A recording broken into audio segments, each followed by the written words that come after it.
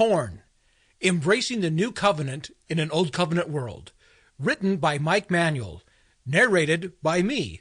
I'm Mike Manuel, the author, and thank you for taking the time to listen to this book. Introduction.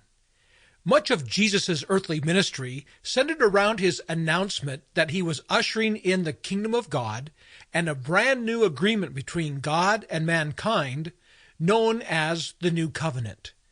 This New Covenant was not simply a series of amendments to the 1,500-year-old Old Covenant, but rather an entirely new agreement that changed just about everything for God's people. Some responded very favorably to this new way of doing things and quickly embraced the New Covenant. Others, however, found Jesus' new way of doing things offensive and even threatening to their current lifestyle. Another group of people embraced many aspects of the New Covenant, yet still held on to many rituals and traditions from the Old Covenant. In a somewhat cryptic parable, Jesus warned against trying to mix the Old and New Covenants. Here is Matthew 9, verses 16 and 17. No one sews a patch of unshrunk cloth to an old garment, for the patch will pull away from the garment, making the tear worse. Neither do people pour new wine into old wineskins. If they do, the skins will burst, the wine will run out, and the wineskins will be ruined. No, they pour new wine into new wineskins, and both are preserved.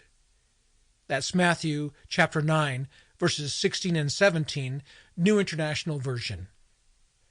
In this parable, the Old Covenant is represented by an old garment that has a hole in it.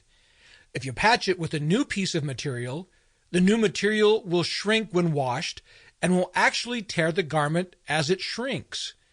If you were wondering where the title for this book came from, now you know. Torn. Torn, because so many of us are trying to mix the new with the old. Jesus didn't come to patch up the Old Covenant because a patch wouldn't fix it. It would actually make it worse. He came with a brand new covenant.